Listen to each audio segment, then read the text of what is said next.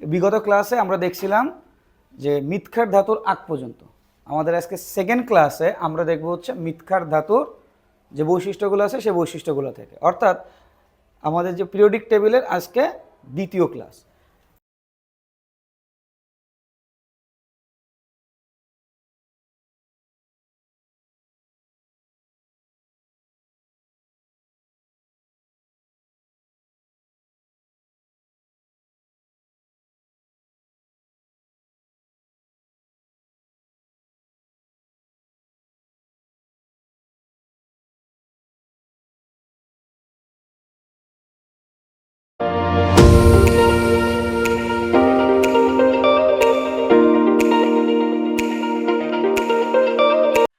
দ্বিতীয় ক্লাসের এইখানে দেখো লেখা আছে যে মিথ্যার ধাতু। ক্ষার ধাতু কাকে বলে? যে সকল মৌলগুলো সাধারণত পানির সাথে বিক্রিয়া করে ওএইচ আয়ন প্রদর্শন করে। কি করে? যারা পানির সাথে বিক্রিয়া করে ওএইচ আয়ন প্রদর্শন করে তাদেরকে বলা হয় কি? ক্ষার ধাতু। যেমন আমরা আগের ক্লাসে দেখছিলাম সোডিয়াম প্লাস পানি, এই দুইজন যখন রিয়াকশন করে তখন রিয়াকশন করে এখানে কি তৈরি করে? NaOH। এটাকে কি বলা হয়? Sodium hydro oxide. তো এই সোডিয়াম হাইড্রো অক্সাইডে ওএইচটা কি? ক্ষার না? আর সোডিয়াম কি? ধাতু। তাহলে এটাকে কি বলা হয়? এটাকে বলা হয় কি? ধাতু। দেখো, ধাতু। আর এটাকে কি বলা হয়? ক্ষার। তাহলে দুইটা মিলে কি বলা হয়? ক্ষার ধাতু। দুইটা মিলে কি বলা হবে? ক্ষার ধাতু। কথা ক্লিয়ার? এখন আমরা কি ক্ষার ধাতু পড়বো নাকি মিথ্যার ধাতু পড়বো? মিথ্যার ধাতু পড়বো। কোনটা পড়বো? মিথ্যার ধাতু। এখন মিথ্যার ধাতু কোনগুলা? গ্রুপ 2 এর মৌলগুলোকে বলা হয় মিথ্যার ধাতু। কেন বলা হয় গ্রুপ 2 এর মৌলগুলোকে? মৌলগুলো মিথ্যার। গ্রুপ কতর মৌলগুলো মিথ্যার? 2 এর মৌলগুলো। কেন? কারণ দেখো এখানে যদি দেখি, গ্রুপ 2 এর মৌলগুলো যৌগ রূপে ভূত্বকের মৃত্তিকায় উপাদান হিসেবে পাওয়া যায়। অর্থাৎ মাটির নিচে যে জিনিসগুলো থাকে তার ম্যাক্সিমাম গুলো আসলে কত নম্বর গ্রুপে পাওয়া যাবে? 2 নম্বর গ্রুপে। এবং এরা পানির সঙ্গে যখন বিক্রিয়া করে তখন তারা কি তৈরি করে? ক্ষারক অথবা ক্ষার গঠন করে। এজন্য এদেরকে বলা হয় কি? মিথ্যার ধাতু। যেমন ক্যালসিয়াম প্লাস পানি দুইজন মিলে কি তৈরি করছে? Calcium hydro oxide. এটাকে কিসের পানি বলে? চুনের পানি। এটাকে বলা হয় কি? Lime water. কি বলা হয়? লাইম ওয়াটার, অথবা বাংলায় বলা হয় চুনের পানি। ঠিক আছে, বাংলায় কি বলা হবে? চুনের পানি। এসব মৌলের সর্ববহিষ্ঠ স্তরে কতজন থাকে এসের উপরে? S1 থাকে কাদের? যারা 1 নম্বর গ্রুপের মৌল। আর S2 থাকে কাদের? যারা 2 নম্বর গ্রুপের মৌল হয়। তো 2 নম্বর গ্রুপের মৌলগুলোকে কেন মিথ্যার ধাতু বলা হয়? বিকজ অফ এরা সাধারণত কোন জায়গায় পাওয়া যাবে? মাটিতে পাওয়া যাবে। আমরা একটা উদাহরণ যদি হিসেবে ধরি, বেরিয়ামকে মিথ্যার ধাতু বলা যাবে কিনা? পরীক্ষাতে দিল যে বেরিয়ামকে মিথ্যার ধাতু বলা হয় কেন, এটা 2 মার্কের কোশ্চেন দিয়ে দিল, তখন কি করব? তো দেখো এই জায়গায় দেখো বলা আছে যে সকল ধাতু মাটিতে যৌগ হিসেবে পাওয়া যায় এবং পানির সাথে বিক্রিয়া করে ক্ষার তৈরি করে তাদেরকে কি বলা হয়? মিথ্যার ধাতু। পর্যায় গ্রুপ 2 এর মৌলসমূহকে মিথ্যার ধাতু বলে। তার মধ্যে একটা মৌলের নাম কি?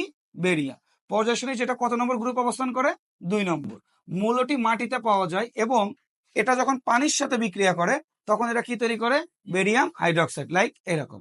তো বেরিয়ামকে আমরা যদি দেখি, দেখো বেরিয়াম প্লাস H2O, H2O এটা বিক্রিয়া করে কি তৈরি করবে?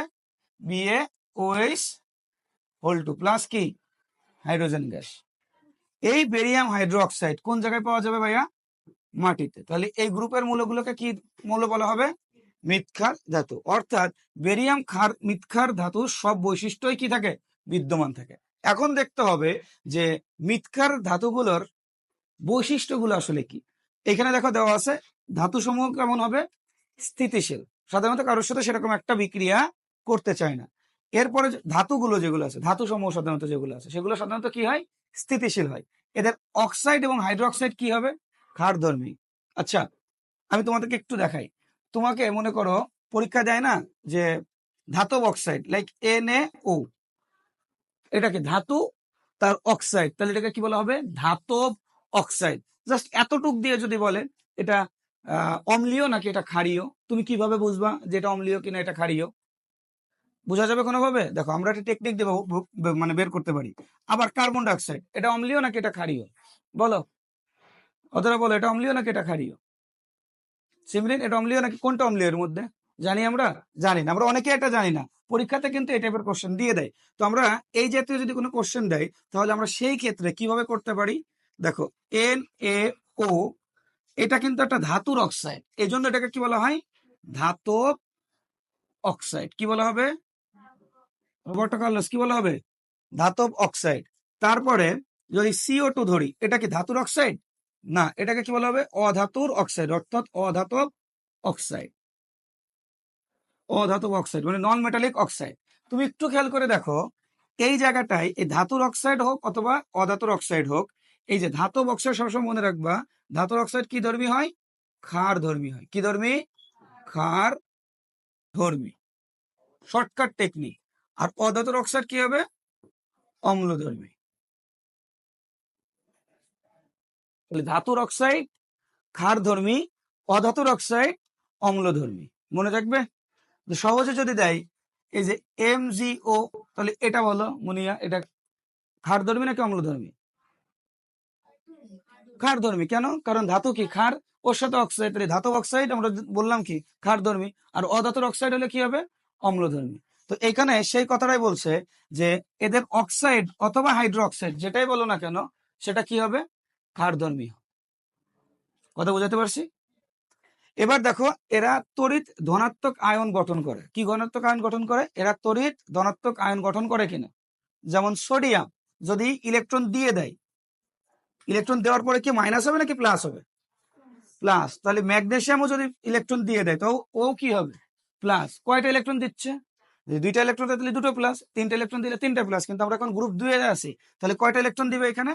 দুইটা। তাহলে গ্রুপ 2 এর মৌলগুলোর বৈশিষ্ট্য যদি বলে যে মৃৎক্ষার ধাতুর বৈশিষ্ট্য কি, প্রথম বৈশিষ্ট্য কি হবে? তারা স্থিতিশীল। দ্বিতীয় বৈশিষ্ট্য কি হবে? যারা ধাতব, মানে ধাতব অক্সাইড হোক অথবা হাইড্রোক্সাইড হোক, তারা সবাই কি হবে? ক্ষারধর্মী। এবং 3 নম্বর যে বৈশিষ্ট্য থাকবে সেটা কি হবে? তড়িৎ ধনাত্মক আয়ন প্রদর্শন করে। ঠিক আছে? এবার বেরিয়ামকে কেন বলা হয়েছে এটা আমরা বুঝছি। এবার যেটা আমাদের দেখতে হবে সেটা হচ্ছে পি ব্লক মৌল। কোন মৌলের ইলেকট্রন বিন্যাসের পি অরবিটালে গেলে তাকে কি বলা হয়? পি ব্লক মৌল। আমরা একটা উদাহরণ দেখাইলে তোমরা বুঝতে পারবা। যেমন আমরা যখন কার্বনের ক্ষেত্রে অথবা আমরা হিলিয়ামে যদি ধরি, হিলিয়ামের ইলেকট্রন ছিল কয়টা? দুইটা। তাহলে হিলিয়াম কত করছিলাম? 1s2। হাইড্রোজেন কত ছিল? 1। তাহলে তখন কত ছিল? 1s1। কিন্তু কোন মৌল যদি এরকম থাকে, লাইক ক্লোরিন, ক্লোরিন কত আছে? 17। যদি ক্লোরিন 17 হয়, 1s2, 2s2, ঠান্ডা লাগতেছে, 1s2, 2s2, 2p6, 3s2, এরকম যদি যাই 3p5। এখানে সর্ববহিস্থ কক্ষপথ কোনটা? 3। এবং কততে গেছে? কোন অরবিটালে গেছে? লাস্টে পিতে। তাহলে এটা কোন ব্লকের মৌল?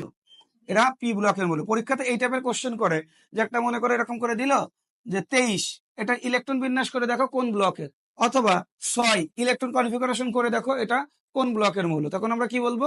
তখন এই ইলেকট্রন কনফিগারেশন করে দেখবো যে শেষ কক্ষপথে তারা কোন জায়গায় গেছে। তাহলে এখন কোন অরবিটালে গেছে? তারা পি অরবিটালে। পি অরবিটালে টোটাল সর্বমোট কতগুলো ইলেকট্রন থাকে? পি অরবিটালে সর্বমোট কতগুলো ইলেকট্রন থাকে পি অরবিটালে? বলো, পি অরবিটালে সর্বমোট কতগুলো ইলেকট্রন থাকে? পি অরবিটালে সর্বমোট ইলেকট্রন তো 6টা, সরি, মৌল কয়টা থাকে? কতগুলো মৌল থাকে পি অরবিটালে? 36। পি অরবিটালে সর্বমোট ইলেকট্রন থাকে হচ্ছে 36। 36টি মৌল থাকে, 36টি মৌল। এস ব্লকে কতগুলো মৌল ছিল? দুইটা। পি ব্লকে থাকে কয়টা? 36টা। ঠিক আছে? এখন পি ব্লকের মৌলগুলো কিরকম এটা দেখো। যেমন ফসফরাস লাস্টে কত নম্বরে গেছে? ফসফরাসের লাস্টে কত নম্বরে গেছে? 3p3 না? তো 3p3 পির ক্ষেত্রে আমরা কি বলছিলাম? পি ব্লকের ক্ষেত্রে কি হয়? এস পি এবং তার সাথে কত যোগ করতে হয়? 10 যোগ করতে হয়। তাহলে টোটাল হবে কত? 15। কিরকম দেখো, এস এর মাথার উপর কত আছে? 2, পি এর মাথার উপর কত আছে? 3, তার সাথে 10, তাহলে 5 + 10 কত হইলো? 15। কথা বুঝাতে পারছি? এই চ্যাপ্টার এখন শেষ করবো, এই জন্য টান দিচ্ছি। তো যদি কোনো জায়গায় প্রবলেম থাকে তাহলে আমার বইলো। এখন পি ব্লক মৌলগুলা একটা পিরিয়ডিক টেবিলের, মানে আমরা যদি একটা পিরিয়ডিক টেবিল দেখি, এই পিরিয়ডিক টেবিলের, এই যে পিরিয়ডিক টেবিল, এই পিরিয়ডিক টেবিলের কত, হরিয়ে কি রে, উপরে তো ভুল কাজ করে ফেললাম আইসেই। এই পিরিয়ডিক টেবিলে কত নোড থেকে কত নম্বর ব্লকের মৌলগুলোকে পি ব্লক মৌল বলা হয় বলো? এটা কি পি ব্লক মৌল? এটা কি পি ব্লক মৌল? এটা কোন ব্লক? P block. তাহলে পি ব্লক মৌল কত? 13 থেকে শুরু করে 18 নম্বর গ্রুপের মৌলগুলোকে কি ব্লক মৌল বলা হয়? পি ব্লক মৌল। আর 3 থেকে শুরু করে 12 পর্যন্ত কি বলা হয়? D block. এখানে থাকে ডি ব্লক, আর এটা হলো পি ব্লক মৌল। ঠিক আছে, এটা পি ব্লক মৌল। তাহলে পি ব্লক মৌলের সংখ্যা কতগুলো হবে বলো? কতগুলো হবে? 36টি। ঠিক আছে, 36টি। এখানে দেখো লেখা আছে 13 থেকে 18 পর্যন্ত মৌলগুলো কিসের অন্তর্ভুক্ত? পি ব্লকের অন্তর্ভুক্ত। এদের মধ্যে 16 নম্বর গ্রুপগুলোকে কি বলা হয়? চালকোজেন। চালকোজেন শব্দের অর্থ কি? চালকাস। চালকাস মানে হচ্ছে ওটস বা আকরিক। জেন মানে কি? তৈরি করা। তাহলে 16 নম্বর গ্রুপের মূল্যগুলো দেখো। আগের দিন কিন্তু আমরা পড়াইছিলাম যে 15 নম্বর গ্রুপকে কি বলা হয়? নিক্টোজেন গ্রুপ। 16 নম্বর গ্রুপকে কি বলা হয়? চালকোজেন গ্রুপ। আর 17 নম্বর গ্রুপকে কি বলা হয়? হ্যালোজেন। যারা ক্লাস দেখো নাই আগের দিন দেখে আসো। এর মধ্যে 18 নম্বর যে ক্লাস আছে, 18 নম্বর যে মৌল আছে, সেই মৌলগুলোকে কি বলা হয়? নিষ্ক্রিয় মৌল। নিষ্ক্রিয় মৌলগুলোর আরো একটা নাম আছে, কি বলা হয় বলো? Nobel gas. তাহলে 18 নম্বর গ্রুপের মৌলগুলোকে কি বলা হয়? Nobel gas. কেন বলা হয় আদ্রি বল? 18 নম্বর গ্রুপের মৌলগুলোকে কেন নোবেল গ্যাস বলা হয়?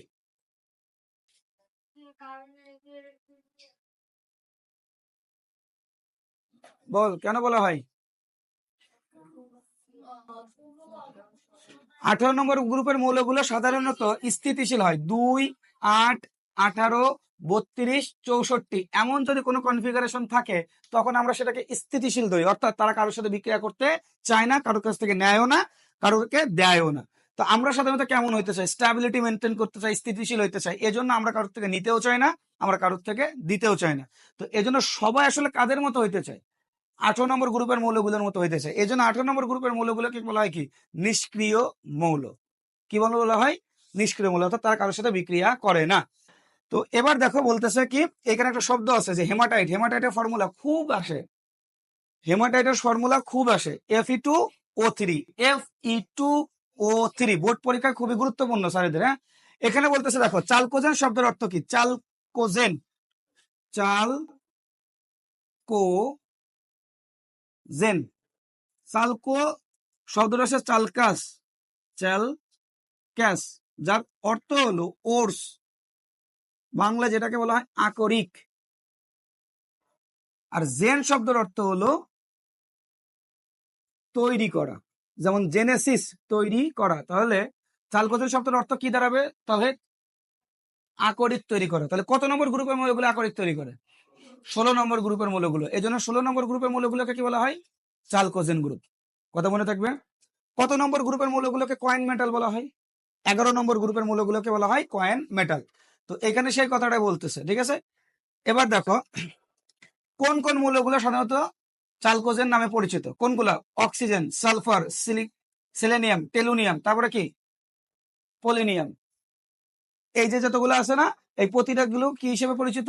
চালকোজেন। কারণ দেখো এদের মধ্যে কি বিদ্যমান থাকে? ও এবং কি এস কি আকরিক না? আমরা যতগুলো তুলি এর মধ্যে আকরিক হিসেবে কোনটা ব্যবহার করা হয়? অক্সিজেন এবং কি সালফার আকরিক হিসেবে ব্যবহার করা হয়। এজন্য এই গ্রুপ 16তে যারা আছে সবাইকে কি বলা হয়? চালকোজেন গ্রুপের অন্তর্ভুক্ত। যেমন নিক্টোজেন, নিক্টোজেন মানে নাইট্রোজেন যে জায়গাটা আছে সেই জায়গাটা নিক্টোজেন গ্রুপ বলা হয়। তাহলে 15 নম্বর গ্রুপে নাইট্রোজেন আছে, 15 নম্বর গ্রুপে সবাই কি নিক্টোজেন? বাট ম্যাক্সিমাম ধরা হয় কি নিক্টোজেন। তাদেরকে রিপ্রেজেন্ট করে কে? নাইট্রোজেন। এই জন্য তার রাইজোনকে বলা কি? রিপ্রেজেন্টেটিভ। নাইট্রোজেন যা, ওই গ্রুপের নামও কি তাই। তাহলে এখানে কি আছে? অক্সিজেন আর সালফার কত নম্বর গ্রুপে আছে? 16 নম্বর গ্রুপে। এই জন্য 16 নম্বর গ্রুপকে কি বলা হচ্ছে? চালকোজেন গ্রুপ। ঠিক আছে, চালকোজেন এখানে একটা শব্দ আছে না, তার নাম কি? হেমাটাইট।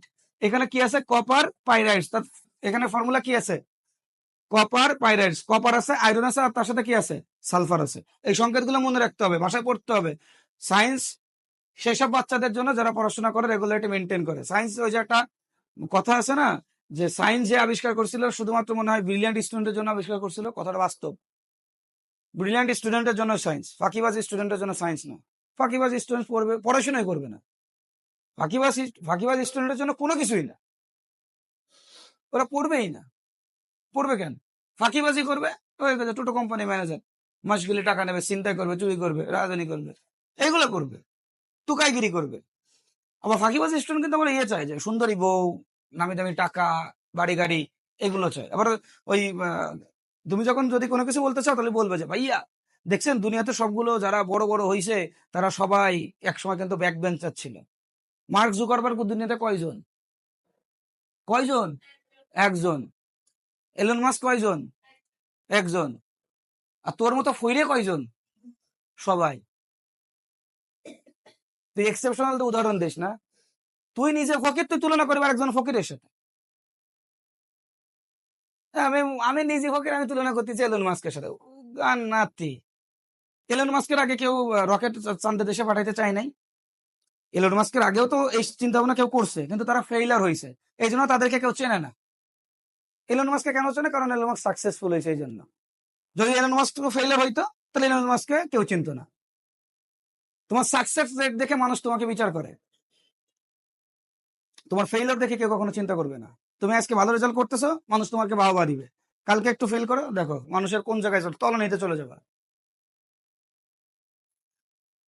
পড়াশোনার তোমার প্রথম পরিচয় যেটা, সেটাকে ঠিক রেখে কাজ করতে হয়। এই যে এই জিনিসটা এতটা সহজ নাকি? এটা আমি ভুলে যাবো কয়দিন না পড়লে। আর তোমরা চিন্তা করেছো জীবনে একবার পড়ে আসছে আর ঠিক আছে আমি আইনস্টাইন, আমার এটা মনে থাকতে হবে। কি হয়েছে?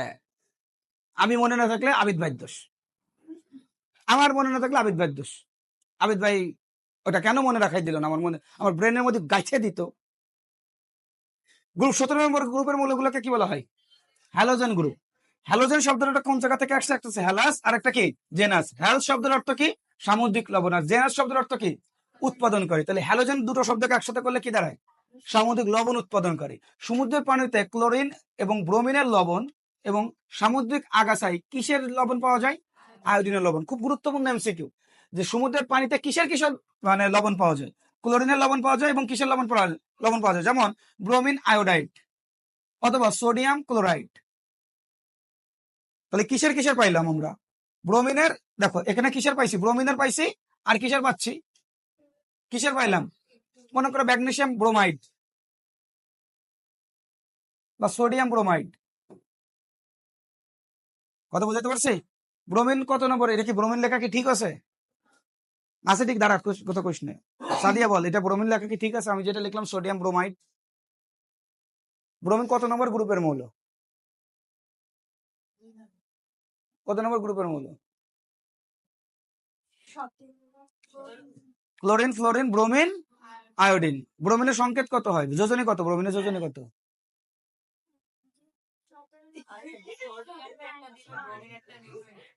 ব্রোমিনের যোজনী কত? 1। তাহলে সোডিয়ামের যোজনী কত? তাহলে এখানে ভুল হলো কোনটা? ভুল হয়েছে কোনো জায়গায়? আচ্ছা দাঁড়া, ধৈর্য ধর। MgCl বল, এখানে ভুল কোনটা? তুই বুঝিস নি, বল ভুল কোনটা এখানে? এখানে ভুল আছে? আছে? নাই? এই নাদিয়া, এখানে ভুল আছে? কেন দিছি বুঝছিস? বল। ম্যাগনেসিয়ামের যোজনী কত? 2 না? ম্যাগনেসিয়ামটা কে পায়? ক্লোরিন পায় না? আর ক্লোরিনের যোজনী কত? 1 না? তাহলে কে পায়? এ পায়। তাহলে লিখতে হবে কেমন? Mg1Cl কত? 2। আমরা যেহেতু 1 লিখি না, এজন্য কি লিখি? MgCl কত? 2। হালকা মতে শুয়ে পড়। সামুদ্রিক লবণ সোডিয়াম ক্লোরাইডের সঙ্গে ক্লোরিনের এবং কি অ্যাস্টাটিনের সোডিয়াম লবণের কি আছে? মিল আছে। সামুদ্রিক লবণ সোডিয়ামের সাথে কার মিল আছে?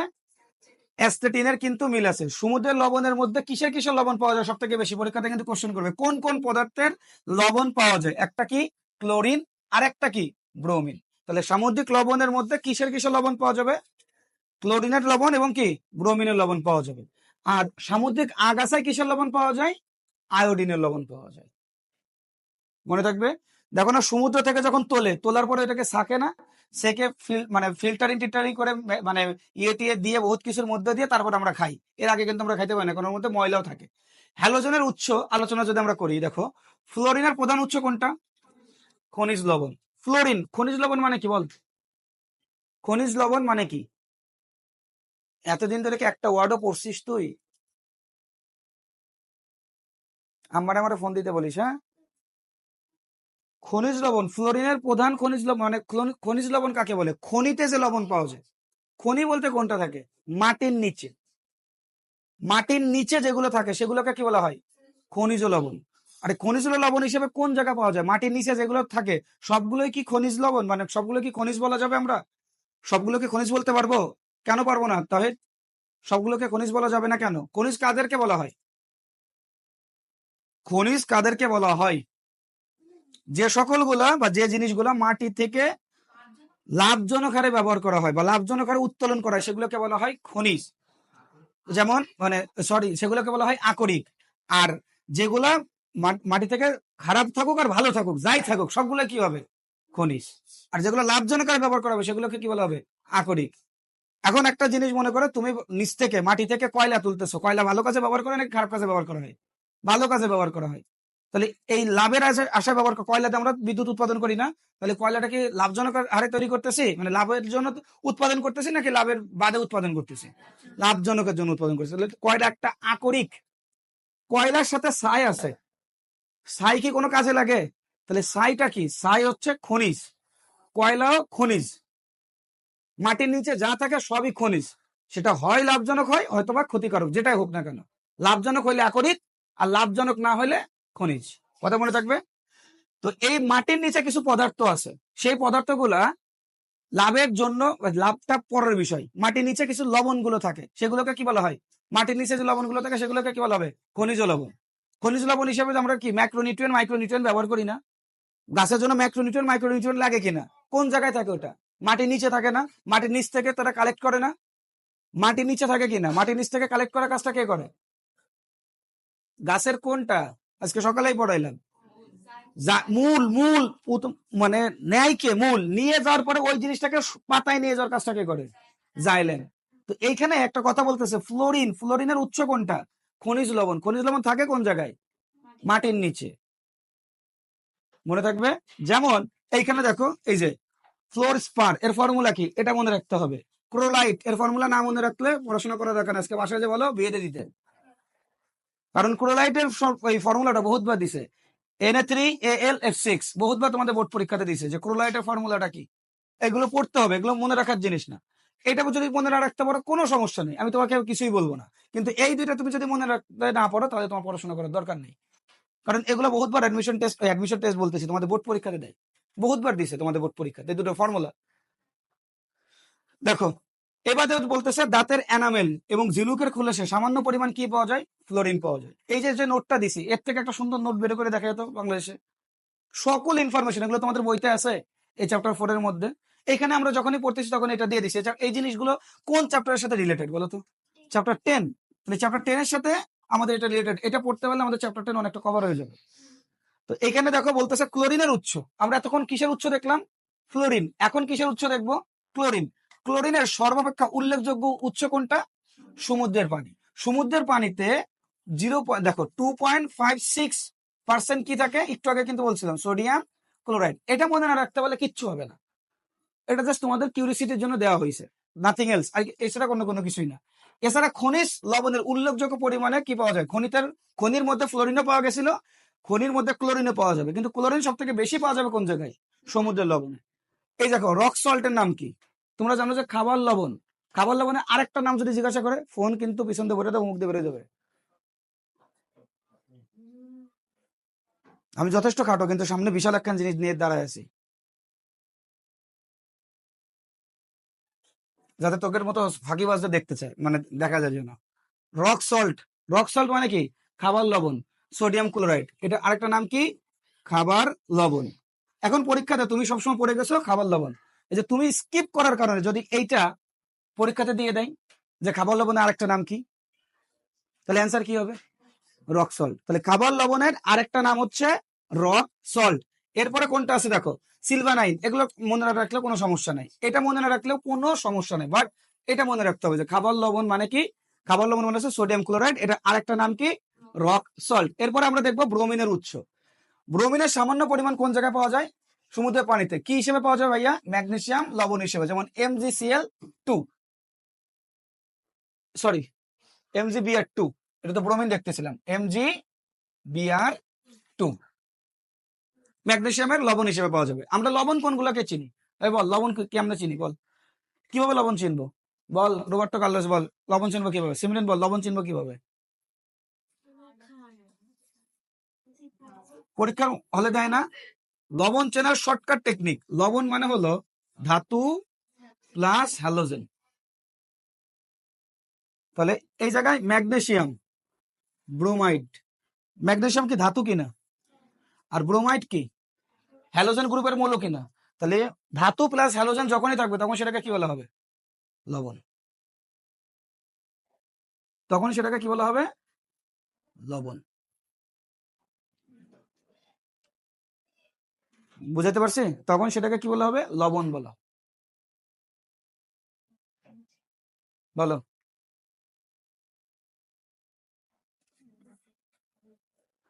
দেখো অ্যাস্টাটিন, এটা মনে রাখলে কোনো সমস্যা নাই।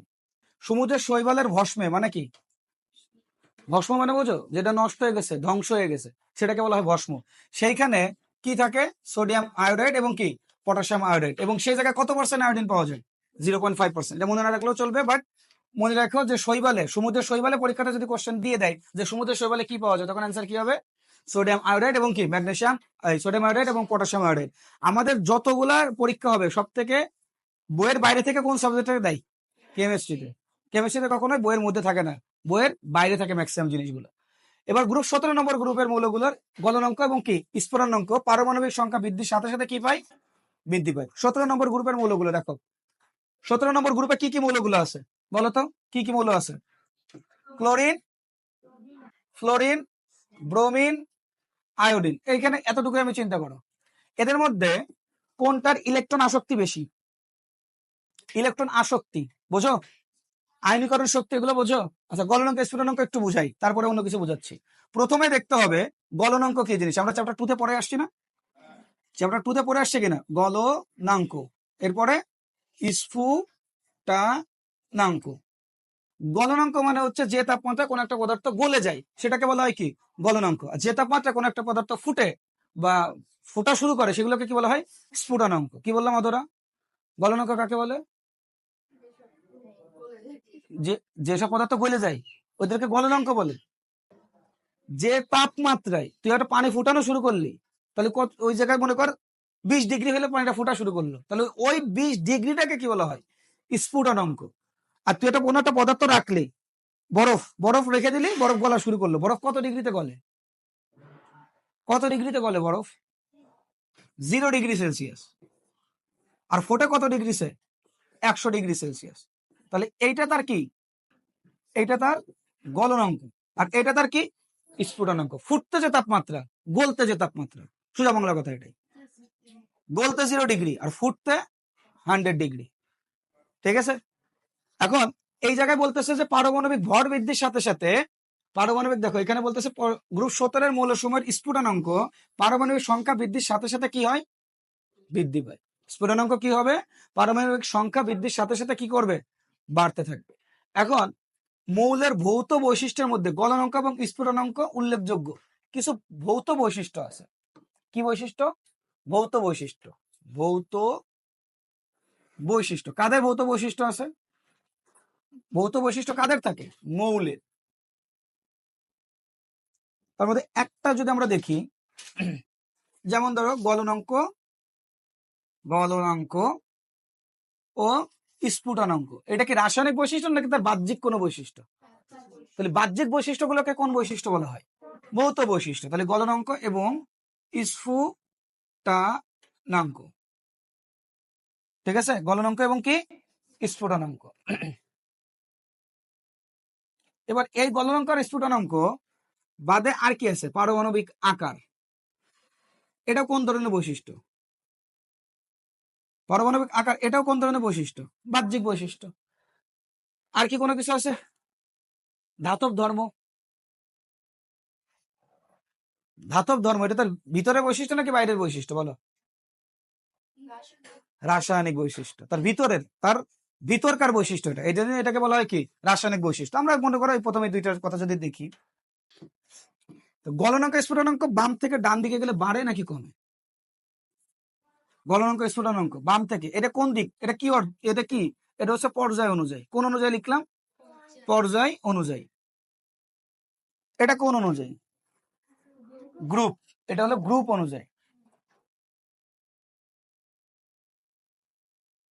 তাহলে এটা পর্যায়, এটা কি গ্রুপ। তাই বাম থেকে যত ডান দিকে যাই আমরা, তত কি যেন বাড়ে, ইলেকট্রন বাড়ে। ইলেকট্রন বাড়ে মানে কি হবে জাফিনা? ইলেকট্রন বাড়া মানে কি বাড়া? পারমাণবিক সংখ্যা বাড়া।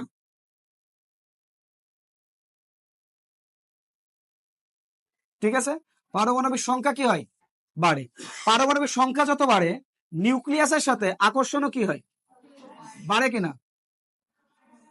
অতটা বুঝছিস? মনে কর এই দুইজন ধরে এটা টানতেছে, আর এ জায়গায় 8জন ধরে টানতেছে, কোন জায়গায় আকর্ষণ বেশি হবে? যেখানে 2জন ধরে টানতেছে নাকি যেখানে 8জন ধরে টানতেছে? 8জন ধরে টানতেছে।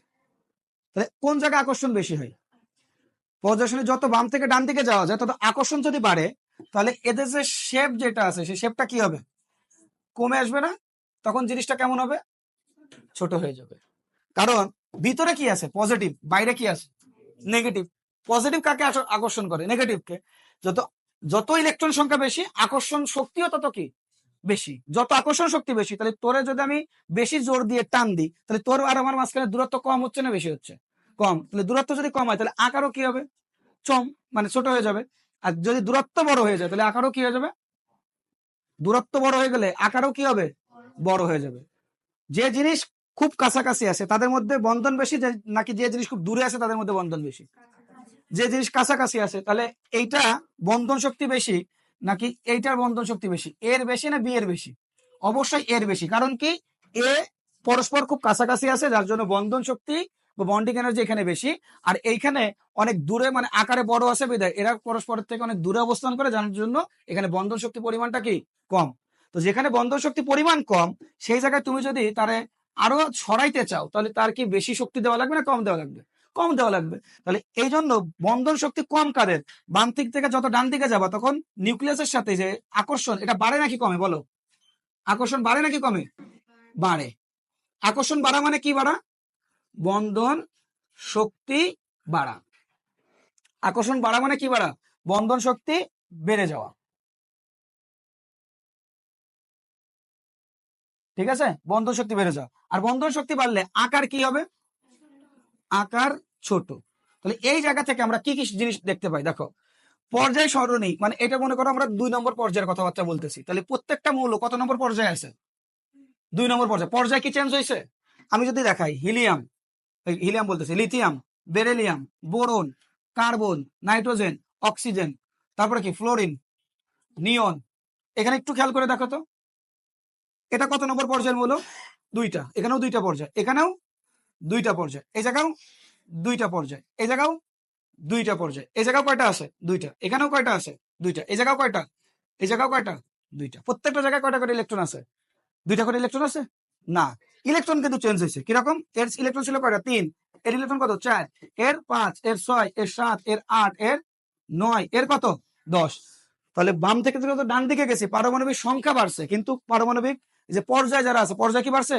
এও 2 নম্বর। এখানে কয়টা পর্যায় আছে? একটা পর্যায় এবং কি 2টা পর্যায়। তাহলে এও 2 নম্বর পর্যায়ের মৌল, এও 2 নম্বর পর্যায়ের মৌল, এও 2 নম্বর পর্যায়ের মৌল, এও সবাই কি 2 নম্বর পর্যায়ের মৌল। কিন্তু তাদের মধ্যে চেঞ্জ হয়েছে কোনটা? শুধুমাত্র পারমাণবিক সংখ্যা। পারমাণবিক সংখ্যা চেঞ্জ হওয়ার সাথে সাথে তাদের মাঝখানে বন্ধন শক্তি বাড়ছে না কমছে? বন্ধন শক্তি বেড়ে গেছে। বন্ধন শক্তি বাড়লে তাদের সেই জায়গায় আকার কি হয়ে যায়? ছোট। আকার যদি ছোট হয়, তাহলে তোমার গলনাঙ্ক স্ফুটনাঙ্ক কি হবে? বাড়বে। গলনাঙ্ক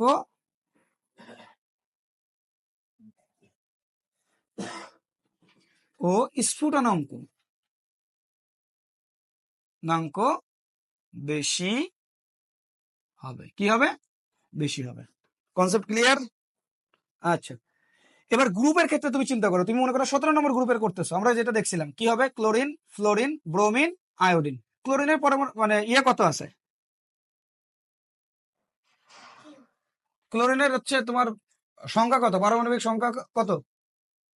17। তারপরে fluorine, chlorine, fluorine, bromine, iodine. Fluorine, chlorine, bromine, iodine. তাহলে আমি ভুল লিখছি? আমিও ঠিক লিখছি এক হিসেবে, দেখবেন একটু পরে।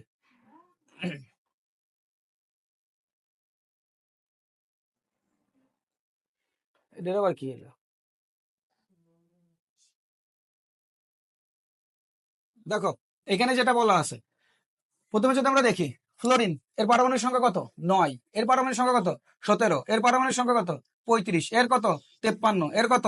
85। অ্যাস্টাটিনের কত আছে?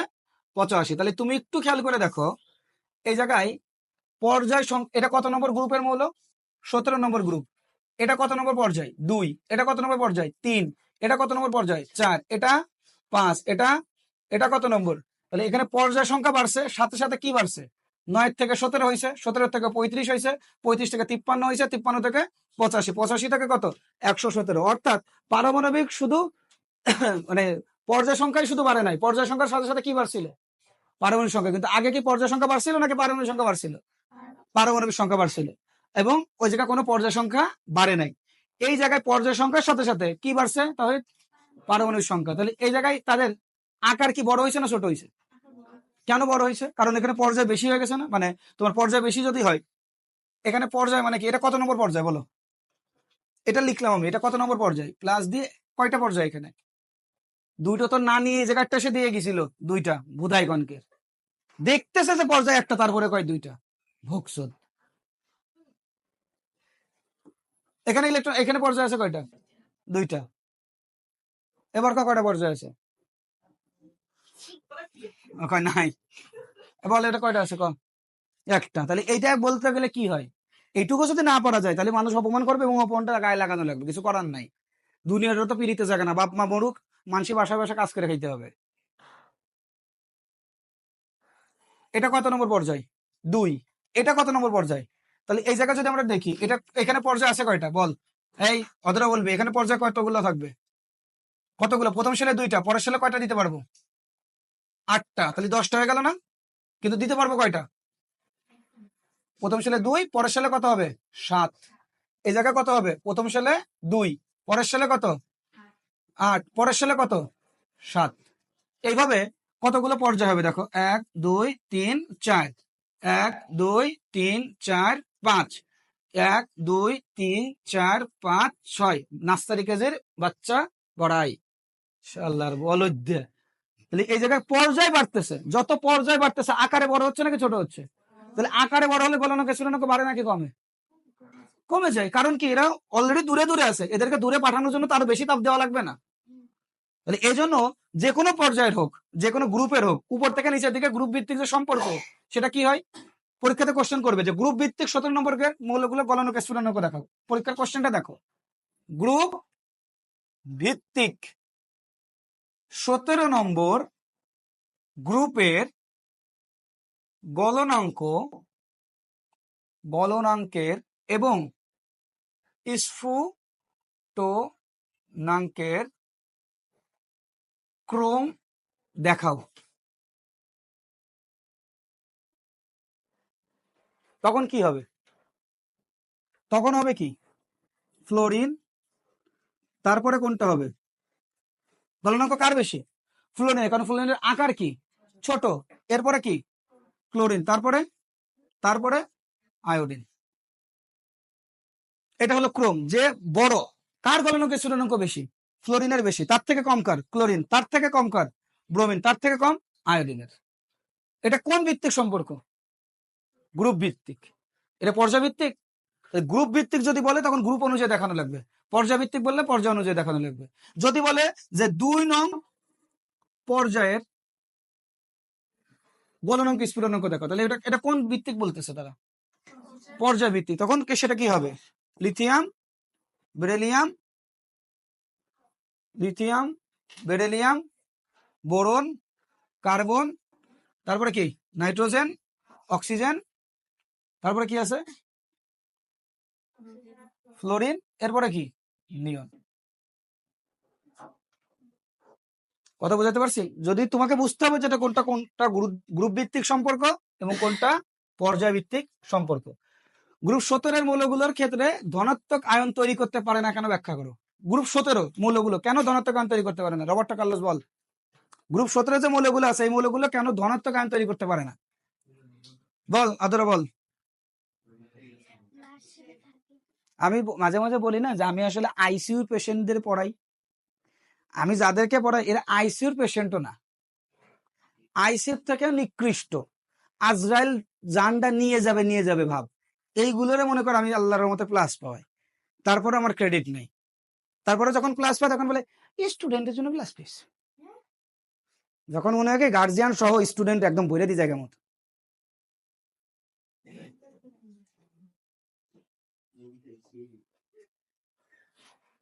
সতেরো নম্বর গ্রুপের আমরা জানি কি ধনাত্মক আয়ন তৈরি করতে গেলে কি করা হয়? ধনাত্মক আয়ন তৈরি করতে গেলে কি করতে হয়? ইলেকট্রন ত্যাগ করতে হয়। এখন ইলেকট্রন ত্যাগ করা কি 17 নম্বর গ্রুপে যারা আছে, যারা 17, প্রথম সালে থাকে 2, পরের সালে 8, পরের সালে কত থাকে 7, এদের পক্ষে সম্ভব তৈরি, এদেরকে সম্ভব, তাহলে তারা কি করে? ইলেকট্রন নিতে হয়। ইলেকট্রন যদি ছেড়ে দেয় তো ও তো আরো অস্থিতিশীল হয়ে যাবে, আরো কি হয়ে যাবে? অস্থিতিশীল তো নিতে হবে। এজন্য 17 নম্বর গ্রুপের মৌলগুলো কি করে না? ইলেকট্রন দান করে না। ইলেকট্রন যদি দান না করে তারা ধনাত্মক আয়ন তৈরি করতে পারবে না। এটাই কোশ্চেন। হে 2 মার্কের দেবে। এবার আরেকজনের কাছে শুনবে, হে বলতো যে কেন ধনাত্মক আয়ন তৈরি করতে পারে না 17 নম্বর গ্রুপ? লজ্জা লাগবে না তখন যে 2 বছর ধরে নিজের বালটাও ফেলাতে পারি নাই?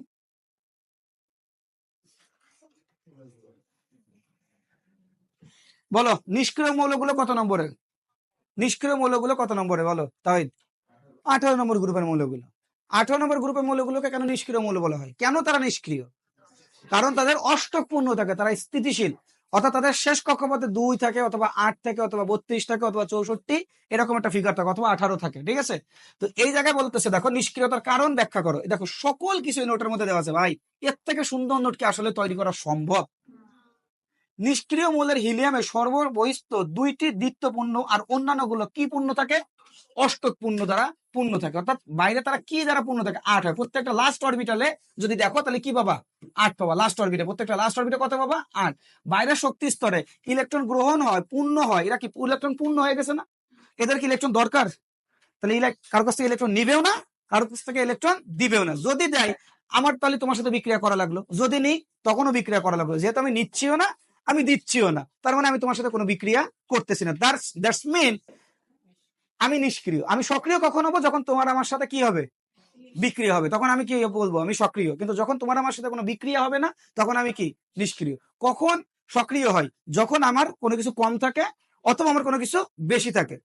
যাদের বেশি থাকে তাদেরকে আমরা বলি ধাতু, যাদের কম থাকে তাদেরকে আমরা কি বলি? অধাতু। আর যারা পরিপূর্ণ থাকে তাদেরকে আমরা কি বলি? নিষ্ক্রিয়। তার মানে এরা কারোর কাছ থেকে নেয়ও না, কারোর থেকে দেয়ও না, মানে কারোর থেকে নিবেও না, কারোর থেকে দিবেও না। এই জন্য এদেরকে কি বলা হয়? নিষ্ক্রিয় মৌল। নিষ্ক্রিয় মৌলগুলো সাধারণত কয় পারমাণবিক হয় এটা বুঝাইছি না? নিষ্ক্রিয় মৌলগুলো কয় পারমাণবিক হবে? 1 পারমাণবিক। এটা যদি আমরা বলি O2 মানে কি? এটা কয় পারমাণবিক? দ্বিপারমাণবিক, অর্থাৎ এরা একসাথে 2 জন অবস্থান করতে হয়। কিন্তু যদি 1 পারমাণবিক হয়, লাইক হিলিয়াম কি হিলিয়াম 2 দেখছো কখনো? আচ্ছা, কখনো কি এরকম দেখছো যে Cl2 দেখছো? দেখো নাই, এটা দেখছো। কিন্তু তুমি কখনো কি এই জাতীয় জিনিস দেখছো? হিলিয়াম, নিয়ন, এই যে নিয়ন 2 হয়। তাহলে নিয়ন কয় পরমাণু? কয়টা পরমাণু থাকে? একটা। এই জন্য এটাকে কি বলা হয়? 1 পরমাণু। পরীক্ষাতে এই জিনিসটা কোশ্চেন দিবে, তখন কিন্তু বইলো একটু। হ্যাঁ, এবার এই জায়গায় একটা কথা আছে, এটা বলে শেষ করে দিচ্ছি, মানে নিষ্ক্রিয় গ্যাসের বলে আমি শেষ করে দিচ্ছি। বিরল গ্যাস কোনগুলো? পর্যায় সারণীর 18 নম্বরে 6টি মৌলের মধ্যে রেডন ব্যতীত অপর 5টি মৌল গ্যাসীয় অবস্থায় বাতাসে অতি সামান্য পরিমাণে কি থাকে, এই জন্য এদেরকে কি বলা হয়? বিরল গ্যাস। কত নম্বর গ্রুপের মৌল? 18। এর 6টি মৌলের মধ্যে রেডন ব্যতীত 5টি মৌল কোন অবস্থায় থাকে? গ্যাসীয় অবস্থায়, খুব অল্প পরিমাণে। যেমন আমি যদি আর্গনের কথা ধরি, তাহলে আর্গনের পার্সেন্টেজটা হচ্ছে 0.0001%। তাহলে এটা কি অনেক অল্প পরিমাণে আছে না? তাহলে আর্গন কি একটা নিষ্ক্রিয় মৌল, এবং এটা বাতাসে সামান্য পরিমাণে থাকে বলে এদেরকে কি বলা হয়? বিরল গ্যাস। তোমাদের এখন যারা পড়াশোনা করছে তাদের কিন্তু সবকিছু দরকার না, বাট মাঝে মাঝে 2-1টা জিনিস, যে বিরল গ্যাস যদি পরীক্ষাতে দিয়ে দেয়, এগুলো কিন্তু জানতে না, এগুলো জানতে হবে, এগুলোর জন্য কোচিং আসে। আর যেগুলো খুব বেশি জেনে গেছে, ওই যে বই ছুটি দেওয়ার আগে ব্যাক বই বুঝানো। তুমি চিন্তা করো কি তোমাদের কি ওদের ক্লাস হবে? লিখে দিলাম, যদি ক্লাস হয় আমার কাছে এসে শুনে যাইও। স্যাক্রিফাইস করবা না। তোমার আল্লাহ কি বসে আছো? সব ঠেকা আল্লাহ নিয়ে রাখছে, পয়দাও দেবে আল্লাহ, আবার পড়াবে আল্লাহ। এরপরে দেখো নিষ্ক্রিয় গ্যাসের বৈশিষ্ট্য। নিষ্ক্রিয় গ্যাসের বৈশিষ্ট্যগুলো কি? এদের সাধারণত জারণমান কি হয়? কারণ জারণমান মানে কি? হয় দিতে হবে, না হলে কি করতে হবে? যেহেতু এরা দেয়ও না, এরা নেয়ও না, এই জন্য জারণমান কত? যোজনী। কারোর সাথে আকর্ষণ করে বা বিকর্ষণ করে, মানে কারোর সাথে তো আকর্ষণও করতেছে না, কোনো কিছু হচ্ছেও না, দ্যাটস ওয়াই এখানে কি হবে? যোজনী শূন্য। পরীক্ষা থেকে যদি কোশ্চেন করে যে নিষ্ক্রিয় গ্যাসের যোজনী শূন্য কেন, যোজনী মানে কি? যোজনী মানে বুঝে ক্ষমতা, একটা মৌল আরেকটা মৌলের সাথে যুক্ত হওয়ার ক্ষমতা, কিন্তু এরা তো যুক্তই হয় না, তাহলে যে যোজনী থাকবে কেমনে? এই জন্য তো যোজনী কত ধরা হয়? শূন্য ধরা হয়। আমাদের দৈনন্দিন জীবনে আমরা নিষ্ক্রিয় গ্যাসের কোনগুলোকে ব্যবহার করি বলো? এইটা পরীক্ষাতে যদি কোশ্চেন দেয় তাহলে পারবো না।